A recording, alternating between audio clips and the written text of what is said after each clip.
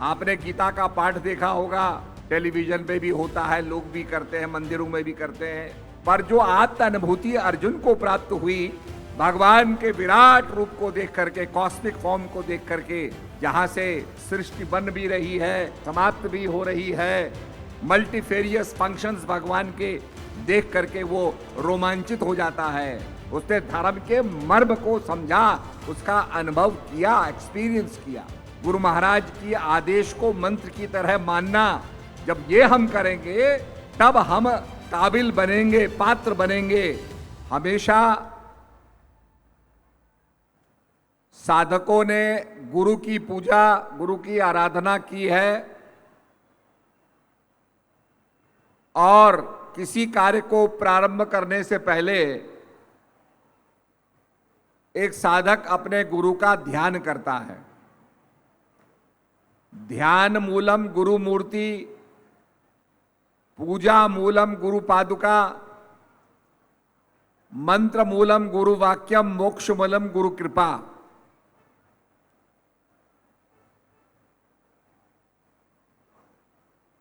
इसमें गुरु महाराज की मूर्ति का ध्यान,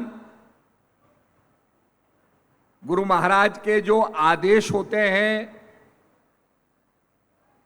उनका आत्मसात मंत्र की तरह करना,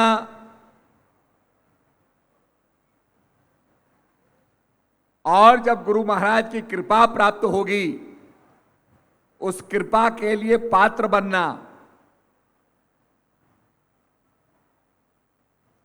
जब हम उस कृपा के पात्र बनेंगे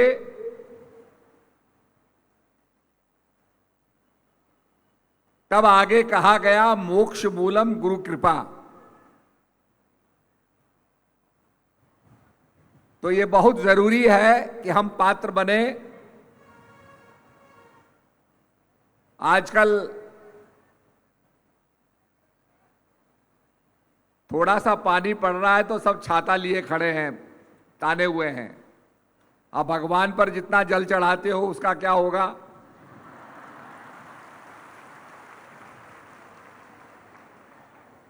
तो ये तो बारिश हो रही है, मौसम ये बरसात का मौसम है, सावन का मौसम है। सावन के मौसम में हम आ रहे थे तो कांवड़ यात्री भी चल रहे थे, बड़े बड़े कांवड़ लेके चल रहे थे।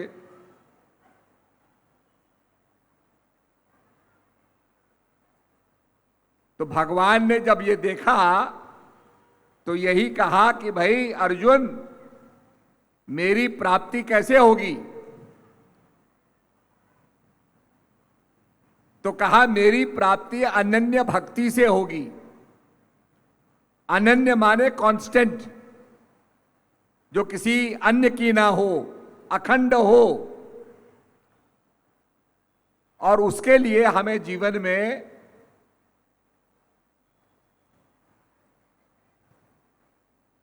तप करते हुए, अनेक कष्टों को सहते हुए, अगर मन विचलित भी हो तो दृढ़ता के साथ मन को एकाग्र करते हुए हम आगे बढ़ें। तो प्रभु का जो नाम है, जो हम ज्ञान की चर्चा करते हैं, प्रकाश की चर्चा करते हैं, प्रकाश अनुभव का विषय है। जैसे प्रकाश हो गया, मैं आपको देख रहा हूं, आप मुझे देख रहे हैं। बत्ती चली जाएगी, you also exist, I also exist, पर आप मुझे देख नहीं पाएंगे, मैं आपको देख नहीं पाऊंगा, because there is no light. ऐसे ही आध्यात्मिक अनुभूति के लिए प्रकाश का होना बहुत जरूरी है। और तभी संतों ने कहा, परम प्रकाश रूप दिन राती, नहीं चाहिए कुछ दिया कृत बाती। और उस आध्यात्मिक प्रकाश की चर्चा की जिसके लिए न घी की न बत्ती की आवश्यकता नहीं है, जहां स्वमेव प्रकाश है। गीता में भगवान कहते हैं यद गत्वा न निवर्तन्ते तद्धामम परममम। हे अर्जुन, जहां पहुंचने के बाद जीव लौटता नहीं है, द पॉइंट ऑफ सैचुरेशन।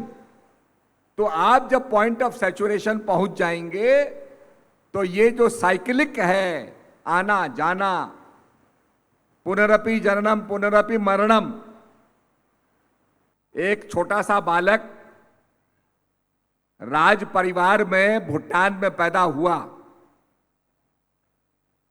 वो छोटा बालक नालंदा की बात करता था, मैं नालंदा जाऊंगा, नालंदा ये है। तो वहां की जो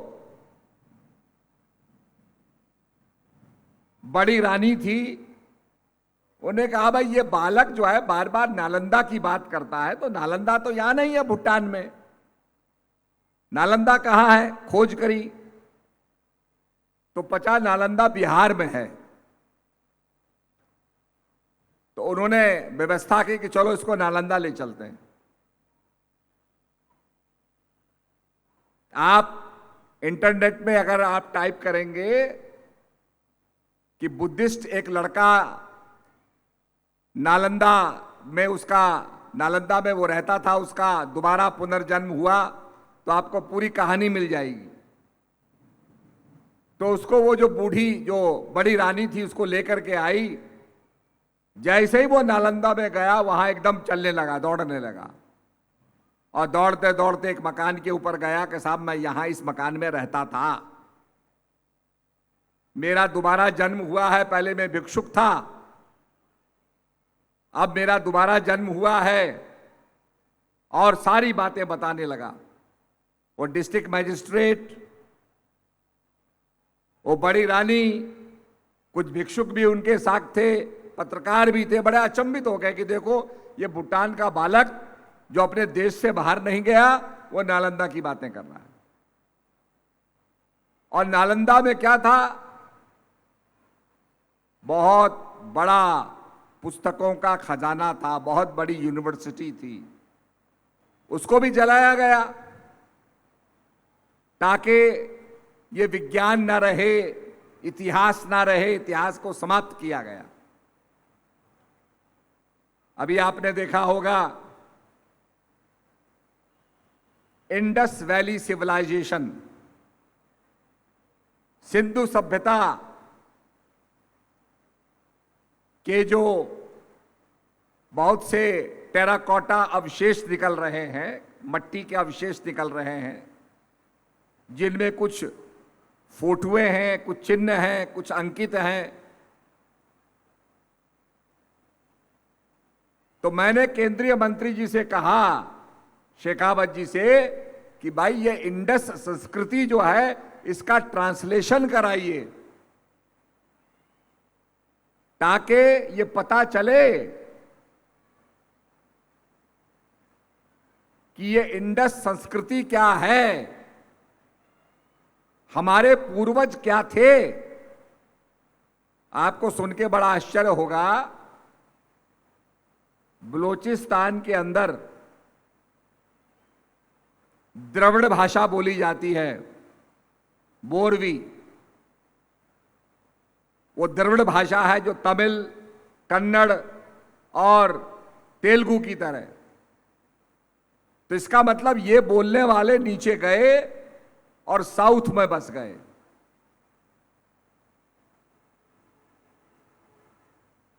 मिस्र के अंदर एक रोजेटा स्टोन मिला, पत्थर मिला, जिस पत्थर में 3 भाषाओं में एक शाही फरमान अंकित था। उस रोजेटा स्टोन को लेने के बाद विद्वानों ने डिसाइफर किया कि मिस्र की भाषा क्या थी और क्या वहां के लोग कहना चाहते थे। पर अभी तक हमें सिंधु सिविलाइजेशन के बारे में ऐसा कोई चिन्ह नहीं मिला है, ऐसा कोई अवशेष नहीं मिला है। बड़ी पुरानी संस्कृति है। आपने मोहनजोदड़ो के बारे में सुना होगा, हड़प्पा के बारे में सुना होगा, वो तो पाकिस्तान में है। भारत के अंदर धोलावीरा के बारे में आपने सुना होगा, राखी गढ़ी के बारे में आपने सुना होगा। अभी आपके यूपी के नजदीक सनौली के अंदर 4000 साल पुराना रथ निकले हैं। पढ़ाया ये जाता था कि बाहर से आर्यन आए तो अपने साथ घोड़े लाए। अरे भाई, आर्यन आए तो ये 4000 साल पहले रथ कैसे हैं? रथ के अंदर घोड़े जोते जाते थे। इसका मतलब यहां के लोग इतने सभ्य थे कि उनके संस्कृति इतनी मजबूत थी। पर यह कहा जाता है कि साहब, महाभारत और रामायण तो केवल गाथाएं हैं। तो कहने का मतलब यह प्रयास रहता है कि हमारी संस्कृति को डिमीन किया जाए, छोटा दिखाया जाए, जबकि हमारी संस्कृति इतनी प्राचीन और इतनी सुदृढ़ थी। हमारे उत्तराखंड में आप जाइए, अल्मोड़ा के नजदीक एक लखू डियार है। वहां पर केव पेंटिंग, जिनको भीत चित्र कहते हैं, वहां बने हुए हैं, कम से कम 3500 साल पुराने। तो इतनी पुरानी हमारी संस्कृति, अर्वाचीन संस्कृति थी, जिसमें हमारे ऋषियों ने कहा भर्गो देवस्य धीमहि, परमपिता परमात्मा का साक्षात्कार किया, अनुभव किया। आज तो केवल हम बोलते हैं। गुरु बनाएंगे, गुरु कैद मंत्र बोल देगा, आपको मंत्र सिखा देगा, आपने भी मंत्र जपना शुरू कर दिया, पर अनुभव तो नहीं हुआ। आपने गीता का पाठ देखा होगा, टेलीविजन पे भी होता है, लोग भी करते हैं, मंदिरों में भी करते हैं। पर जो आत्म अनुभूति अर्जुन को प्राप्त हुई, भगवान के विराट रूप को देख करके, कॉस्मिक फॉर्म को देख करके, जहां से सृष्टि बन भी रही है, समाप्त भी हो रही है, अनेक भगवान के रूप, मल्टीफेरियस फंक्शंस भगवान के देख करके वो रोमांचित हो जाता है। वो अनुभव उसको प्राप्त हुआ और वो कहता, प्रभु मैं आपकी शरणागत हो गया हूं, मेरी स्मृति तरोताजा हो गई है। उसने धर्म के मर्म को समझा, उसका अनुभव किया, एक्सपीरियंस किया। आज हम भगवान शिव पर जल चढ़ाते हैं। भगवान शिव तो कैलाश में बरसते हैं और कैलाश से ही बर्फ पिघल करके नदी बनता है, स्ट्रीम्स बनता है, झरने बनते हैं, नदियां बनती हैं। यही नदियां जो है समुद्र में जाके मिलती हैं, फिर समुद्र का पानी वाष्प बनता है और पहाड़ों की तरफ आता है। तो फिर जल हम इसलिए चढ़ाते हैं कि प्रभु ये जल आप ही से निकला है और आप ही को समर्पित है। तो ये यूनिफिकेशन का जो काम है, जिसको कहा चित्त की वृत्तियों का निरोध, चित्त वृत्ति निरोधश्च योगा। योग क्या है? चित्त की वृत्तियों का निरोध।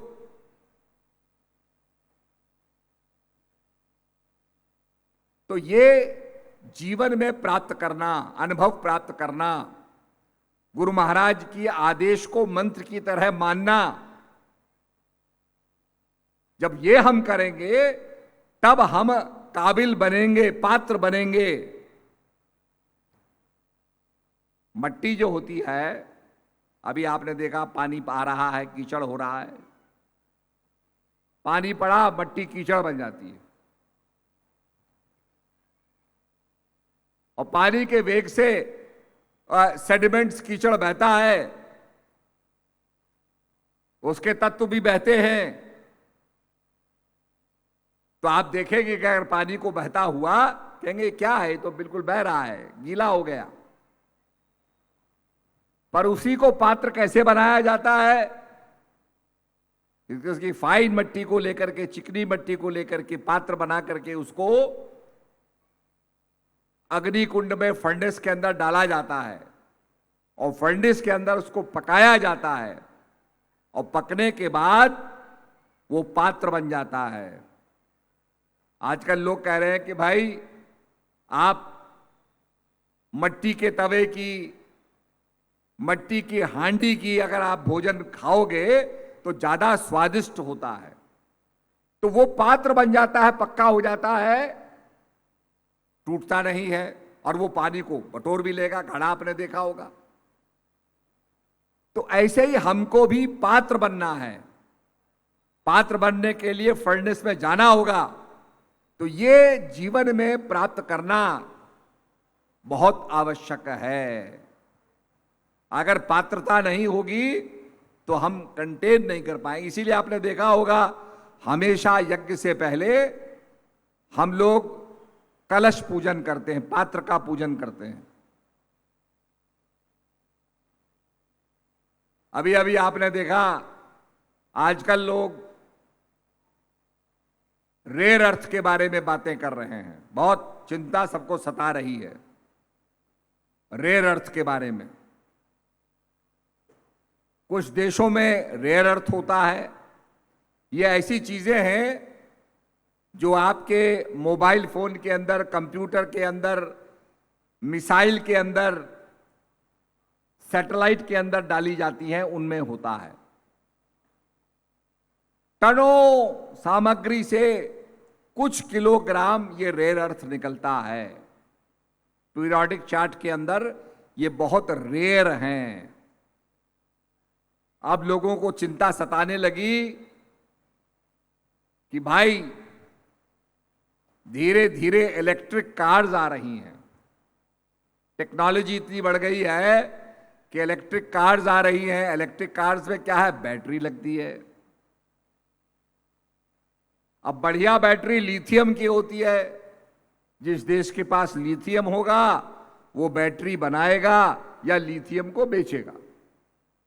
तो सबको रेयर अर्थ की चिंता अब सताने लगी कि टेक्नोलॉजी के अंदर आगे बढ़ना है तो रेयर अर्थ चाहिए। जैसे हिमालय की औषधि होती है, जो बड़ी रेयर औषधि होती है, वो बड़ी खास जगह में मिलती है, सब जगह नहीं मिलती। ऐसे ही ये रेयर अर्थ भी है।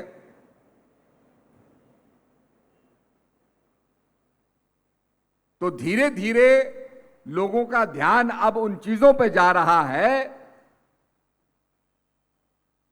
जो टेक्नोलॉजी को आगे बढ़ाने वाली चीजें हैं। आपने देखा होगा आपका मोबाइल फोन है, उस पर छोटा सा स्पीकर लगा है, उस स्पीकर के अंदर मैग्नेट है, उसके अंदर रेयर अर्थ एक्टिविटी होने से, रेयर अर्थ का मौजूद होने से वो मैग्नेट कई गुना तेज हो जाता है और छोटे से मैकेनिज्म के अंदर से आवाज निकलती है, आप उसको सुन लेते हैं। बाकी तो फिर ये स्पीकर्स लगे हुए हैं आवाज के लिए। तो कहने का मतलब अब समझ में रेयर अर्थ आ रहा है। अभी माननीय प्रधानमंत्री जी भी अर्जेंटीना गए तो वहां बहुत ज्यादा लिथियम है। हमारे देश में भी अगर सर्वे होगा तो बहुत सी रेयर अर्थ मिलेंगी, मिनरल्स मिलेंगे। हमारे हिमालय से नदियों में सोना बहता हुआ आता है। अगर पैनिंग करोगे तो सोना भी निकलता है। तो कहने का मतलब हम नहीं जानते। जैसे एक गरीब भिखारी जहां बैठा हुआ भीख मांग रहा था, वो नहीं जानता था कि उसके नीचे खजाना दबा हुआ है। ऐसे ही we do not know ourselves, हम अपने आप को नहीं जानते कि हमारे अंदर क्या खजाना है। हमारे अंदर प्रभु का नाम है, हमारे अंदर प्रभु का प्रकाश है, हमारे अंदर प्रभु का संगीत है। यह हम नहीं जानते। हमारे अंदर प्रभु का अमृत है। तो इसके लिए जैसे दुनिया रेयर अर्थ खोज रही है, ऐसे इस रेयर ज्ञान को, आत्मज्ञान को हमें खोजना चाहिए और गुरु महाराज की कृपा से ये प्राप्त होता है।